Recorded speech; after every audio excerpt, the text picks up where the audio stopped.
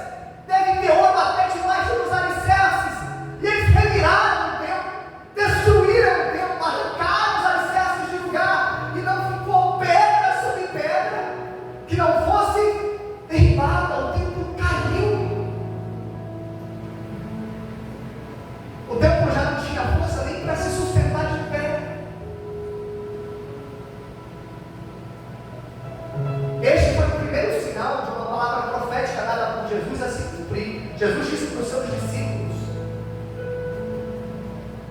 está chegando o tempo do fim. Vocês vão ouvir de guerra, rumores de guerra, pai contra filho, filho contra pai, peste, fome, falsos profetas, muitos dizendo: eu sou Cristo, gente sendo enganada, apostasia. E o primeiro sinal é o templo sendo derribado. No capítulo 24 de Mateus, é um dos mais assustadores da Bíblia. Não tem um talvez aconteça, é provável que vai acontecer, não vai acontecer, é certo que vai acontecer. A desolação da abominação, ai das grávidas, que sua cura não seria num sábado. É um texto cheio de palavras terríveis. E tudo começa com um detalhe que às vezes nós lemos o texto e nem sequer prestamos atenção. E quando Jesus ia saindo do templo, os seus discípulos tiraram os seus olhos de Jesus, olharam para as estruturas do templo e disseram: Senhor, como é lindo este templo. E Jesus, olhando para trás, viu o templo e disse: não vai ficar pedra sobre pedra que não seja derribada, porque vocês ainda não sabem, mas eu saio daqui e eu não volto mais. Jesus está indo para a cruz. Ele não vai mais voltar para aquele templo. Em um templo sem a presença de Jesus, é apenas paredes levantadas. Um templo sem a presença de Jesus não tem alicerce espiritual. Quando a presença de Deus está revelada no templo, manifesta no templo, quando Jesus é a estrutura, o inferno se levanta e cai, as portas do inferno se levantam e não prevalecem. Mas se não tem Jesus, os romanos removem as pedras do lugar e não sobra nada. Jesus está saindo do templo e ninguém está dizendo: ô Jesus, não vai embora não, volta para trás. As pessoas estavam confiando nos alicerces e nas paredes, e alicerces e paredes não tem nada para nos oferecer. Quando o dia mau chegou e as pessoas correram para o templo buscando ajuda, não tinha ajuda. Não tinha o Senhor sendo o pastor para que nada faltasse. Jesus saindo do templo é uma visão triste demais. Só que infelizmente, meu irmão, tem sido algo tão rotineiro. Quantos templos, cada vez mais bonitos, cada vez mais ornados de glória, cada vez mais tomados por tecnologia.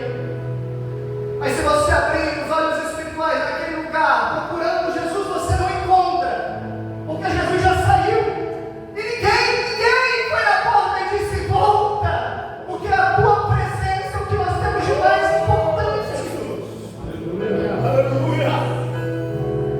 Irmão, o templo que eu sou, o templo que você é, eu vou dormir e sequer eu me lembro de dizer boa noite, Jesus, porque eu sei que o Senhor vai estar aqui velando o meu sono.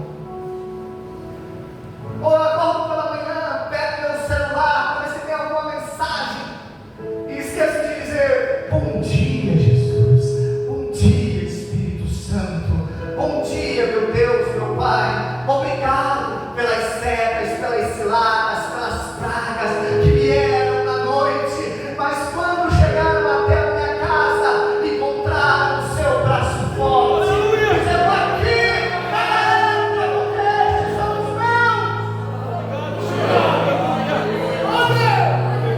Eu senti essa aleluia.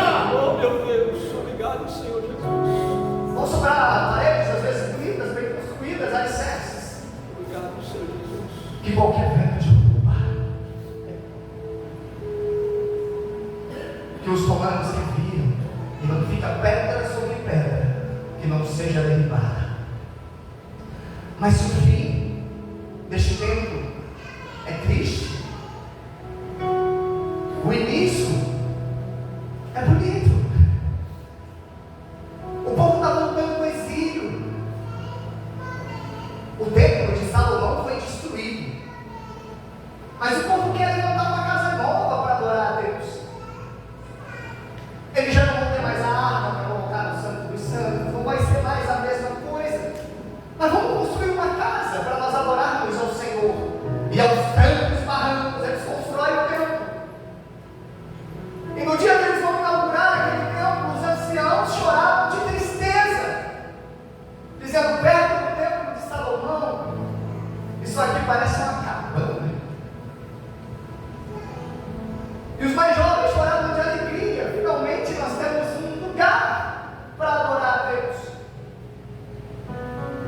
E no meio daquele misto de tristeza e alegria, frustração, saudosismo, entusiasmo, os mais velhos lembravam das histórias. No dia que o templo de Salomão foi inaugurado, a glória do Senhor encheu a casa.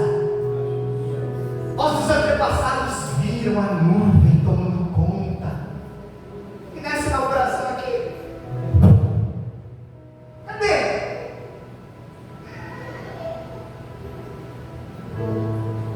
O profeta Ageu levanta e fala: deixa eu dizer em nome do Senhor dos Exércitos.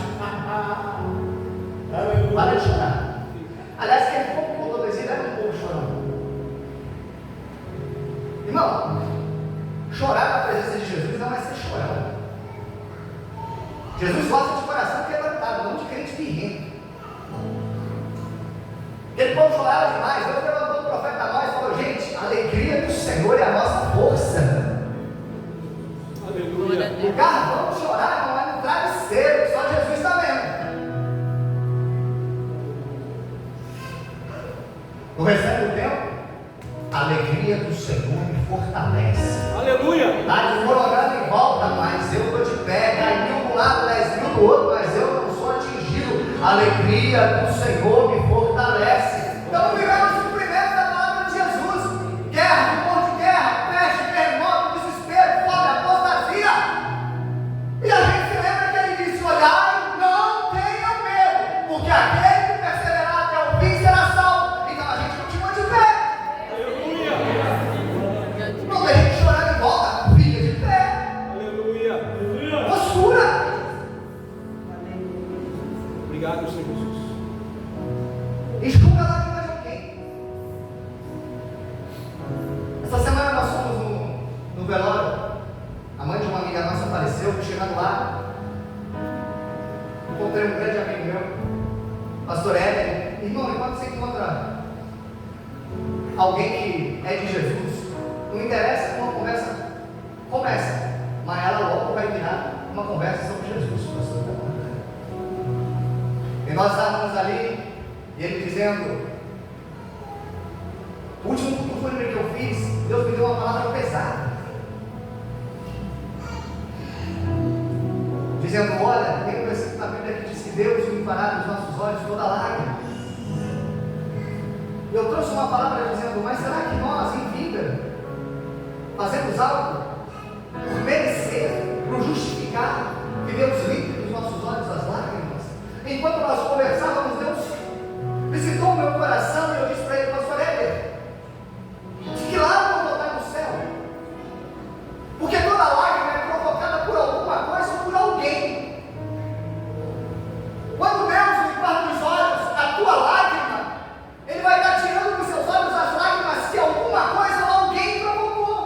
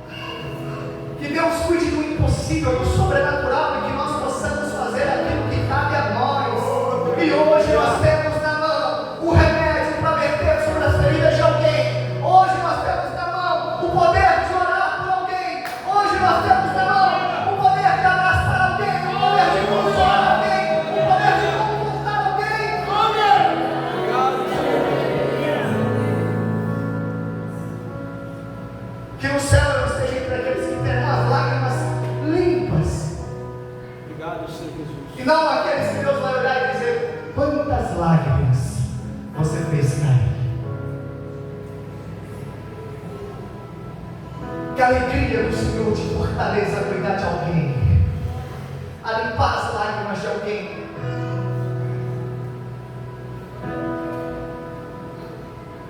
O profeta Ageu dizendo: o Senhor dos exércitos garante que a glória desta casa será maior do que a da primeira. Parem de chorar. Mas como assim, profeta? Aqui não tem mais arca, aqui não tem nuvem da presença de Deus, como a glória vai ser maior? E os anos se passaram, e aquele tempo viu mais lágrimas do que risos, aquele tempo viu mais vergonha do que humilhação. Quando o Império Grego foi dividido, pastor Itamar, e Jerusalém ficou como uma bolinha de ping-pong na mão de imperador para imperador, aquele templo foi profanado. Os sacerdotes foram proibidos de cultuar. Antíoco Epifânio sacrificou um porco no altar. Os romanos assassinaram galileus dentro do templo e misturaram o sangue dos galileus com o sangue do sacrifício. Muita gente morreu nas revoltas. Muita gente deu a sua vida para que o templo fosse purificado. Aquele templo viu muito sofrimento. E cadê a glória? Cadê a glória no centro da casa? Onde é que está? Talvez essa seja a sua pergunta. Cadê, Senhor? Cadê a honra? Cadê, Senhor? Cadê a vitória? Cadê o sabor de mel? Esses dias eu conversando com meu pai, ele disse assim: filho, Deus falou comigo sobre uma promessa que ele me fez há mais de 20 anos, eu tinha esquecido. Oh, que bênção, pai. Ele falou para cumprir, ele falou: não, eu quero só para eu não esquecer. Não sei, vai ver, vai 20 anos, não sei. A gente se pergunta: cadê, Senhor? Cadê?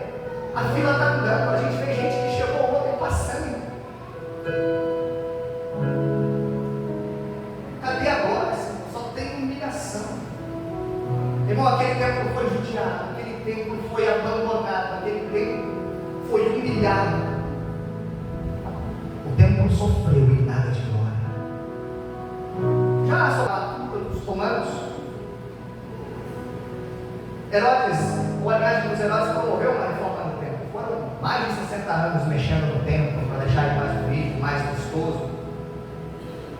Mas não é isso que se espera quando Deus promete uma glória manifesta. Quando Deus fala que vai honrar a sua vida, irmão, ele não está falando de bom emprego, não, cara. Ele não está falando de casa nova, não. Ele está falando de carro novo. Toda vez que Deus fala de honrar, a gente se leva sempre para esse lado.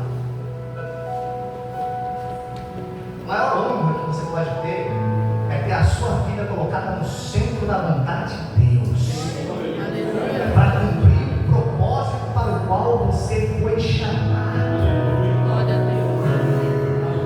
Que honra maior, é você ver alguém que você evangelizou chegando aqui na frente, levantando as mãos e entregando a sua vida para Jesus. O dia que isso acontecer, aí você pode chegar em casa, olhar no espelho e falar: eu sou uma pessoa bem sucedida. Porque mais vale uma alma ganha que o mundo inteiro perdido.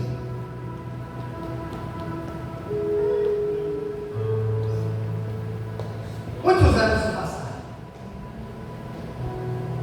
O tempo está mais bonito, mas a glória não foi manifesta. E as pessoas já estão se esquecendo. Talvez alguém leia as palavras de Ageu e fala: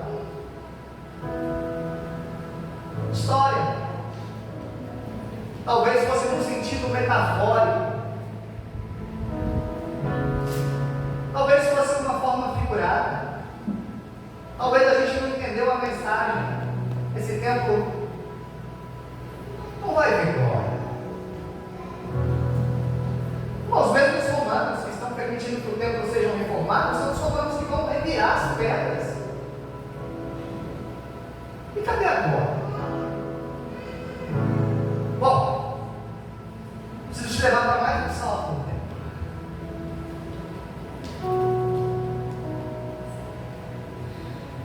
Um dia tem um homem chamado Simeão, velhinho. Simeão tinha uma promessa na vida dele. Deus falou assim: minha salvação.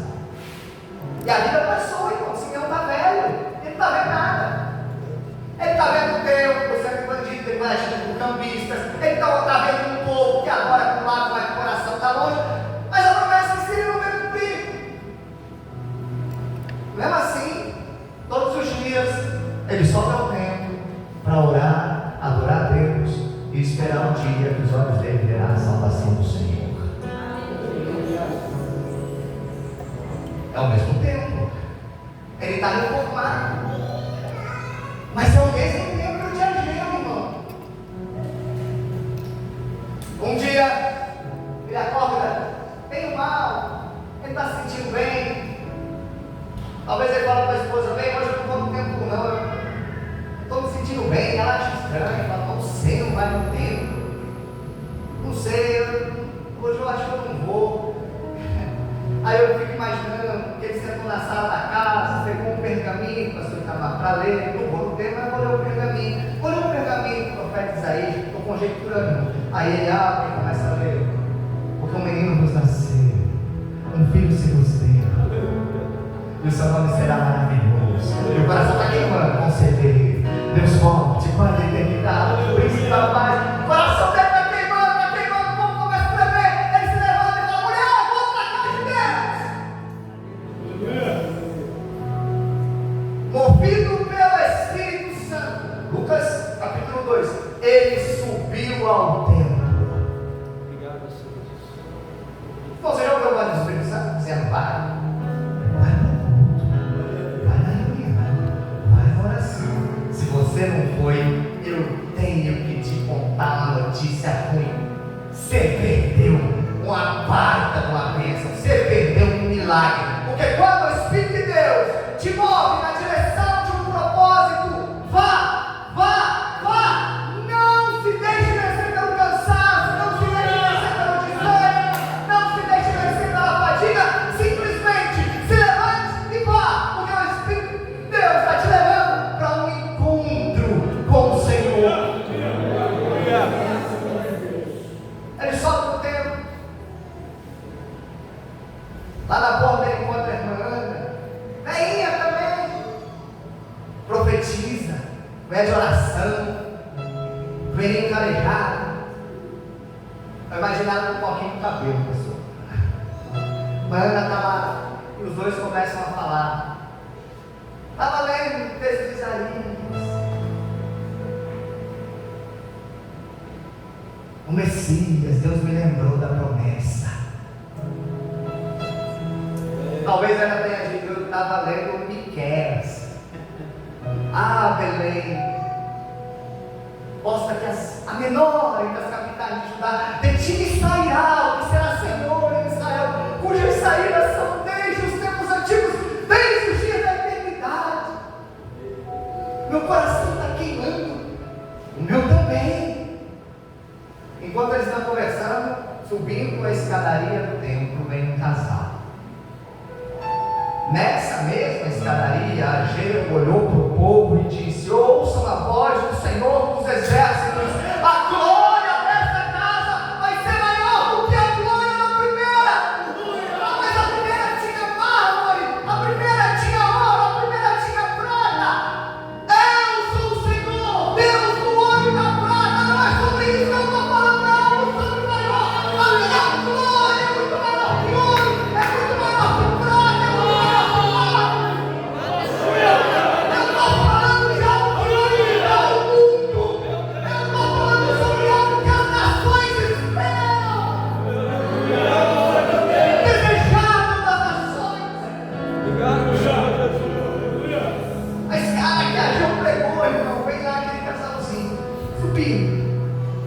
Na mão uma gaiolinha. É um casal de pombinha dentro. É a oferta mais barata que existe para apresentar uma criança. No qual um bebezinho, 8 dias de nascido, cumprindo o ritual da circuncisão. Aquela criança está sendo levada ao templo para ser apresentada ao Senhor.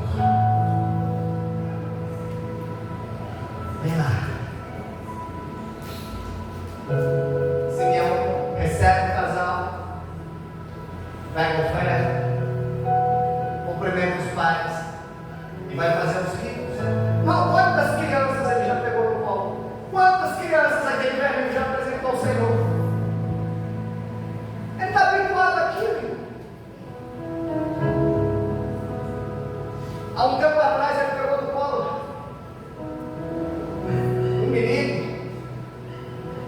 filho de um amigo dele chamado Zacarias. Foi a última vez que alguém disse que tinha visto um anjo dentro do templo.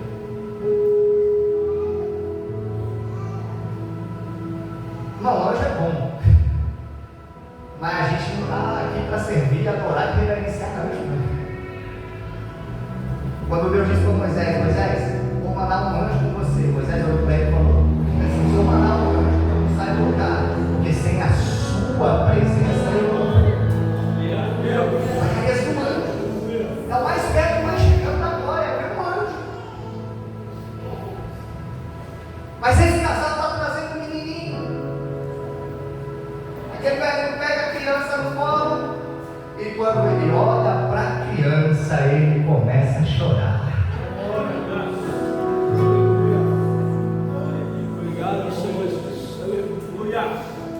Ele olha para o céu e fala: Senhor meu Deus, se quiser me levar agora, eu estou pronto para ir. Eu só tinha uma ambição nessa vida. Tudo que eu queria, tudo que eu esperava na minha vida, eu estou segurando no meu colo. Porque os meus olhos contemplaram a sua salvação. E ela se aproxima e diz: como é o nome dele? E a mãe diz: o nome dele vai ser Jesus. O nome dele vai ser Jesus. E nesse momento, irmão, Deus cumpre a promessa feita por Ageu, porque não existe glória maior para uma causa do que receber a presença do Salvador.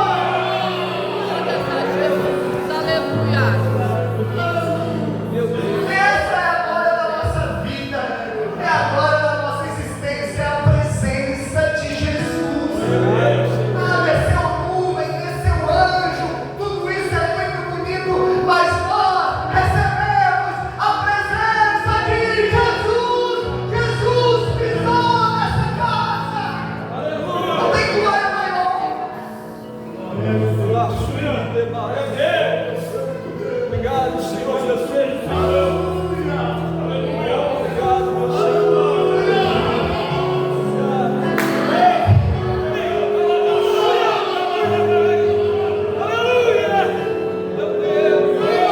É quando ele chega que as coisas mudam.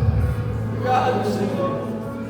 É quando ele chega que as coisas acontecem. Este mesmo templo que recebeu Jesus, um dia vai ver Jesus saindo e não vai fazer o menor esforço para segurar. E o mesmo tempo que viveu a maior glória quando Jesus chegou, viveu a maior tragédia quando Jesus saiu. Porque na presença de Jesus, a promessa da presença de Jesus, a esperança da presença de Jesus que mantinha tudo aquilo de pé. E quando Jesus sai, só para o quê? Estou finalizando. 2008, eu entrei num embate teológico comigo mesmo. Eu achei que havia alguma coisa errada na liturgia da igreja. Eu fiquei cativado com aquilo e eu disse: eu não vou domingo porque eu sou presbítero. Eles podem me dar a oportunidade para falar e eu vou estar falando uma coisa que eu não concordo mais. Eu acho que eu não vou na igreja nesse domingo. E não fui. E na quarta-feira eu não fui de novo. E na outra semana eu não fui outra vez. E por mais que digam: eu estou em casa e estou bem, é mentira. Eu estou em casa, mas a minha comunhão com Deus está ótima, mentira. Eu estou em casa, mas eu estou orando do mesmo jeito, não está. Estou em casa, mas eu estou lendo a Bíblia do mesmo jeito, não está. Na segunda semana eu não fui, na terceira semana eu não fui, um mês que vem. E agora, estou levando o quê?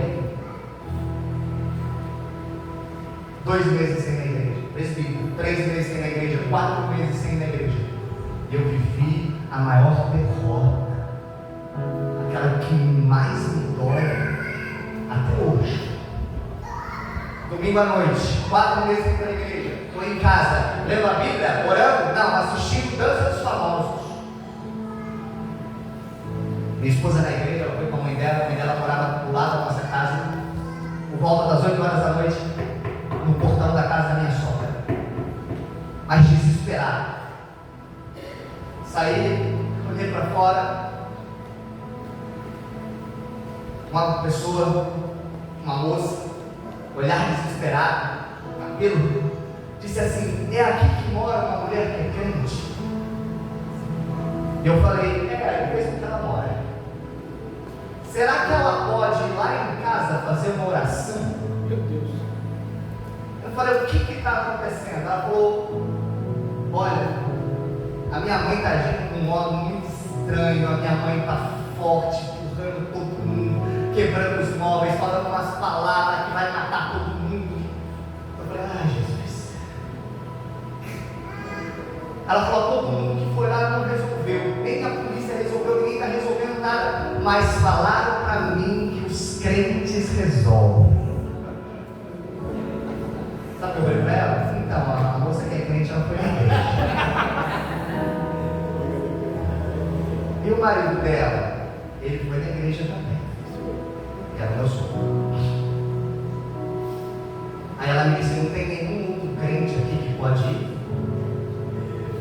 Irmão, aquilo doeu tanto, porque eu olhei para ela e disse: moça, todos os crentes que eu conheço a essa hora estão na igreja.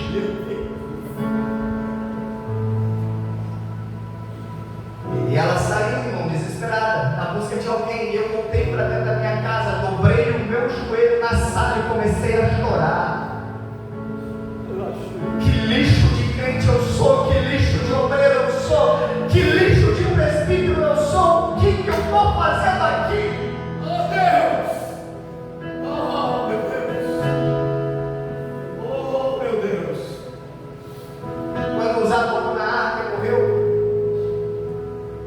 uma vez eu vi um rabino respondendo essa pergunta, e ele disse: vocês estão fazendo a pergunta errada. A pergunta não é porque o Zadoco na arca morreu, é porque Deus ainda me mantém vivo, sendo que eu trato que é sagrado da maneira mais banal que existe. E naquele momento eu me sentia assim: por que Deus não me mata agora? Ah, irmão, mas Ele é o Salvador. Aleluia! Obrigado, Senhor!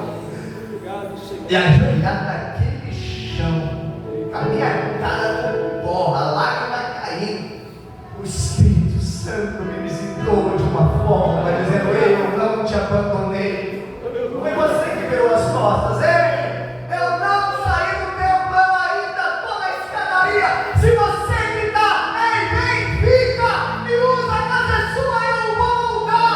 E eu gritei: Senhor, vem, a porta está aberta, entra mais uma vez, me usa, oh Senhor, está aqui. Aí você fica um presbítero da igreja se reconciliando com Jesus sozinho na sala de casa. E na quarta-feira vai eu para a igreja. Assembleia, fui de camiseta, fui de calça jeans e tênis para sentar lá no fundo, porque eu não tenho mais condição de sentar no altar, não tenho mais condição de nada. Quando dá 8h25, o pastor olha na minha direção e fala: você vai ministrar a palavra. E eu falei: Senhor, como? Perna tremendo, o microfone fazer isso aqui na mão, eu não tenho a menor condição de falar. Quem vai falar não é você. Você não se colocou à minha disposição, você não abriu a porta, você não disse: usa-me. Pois então me deixa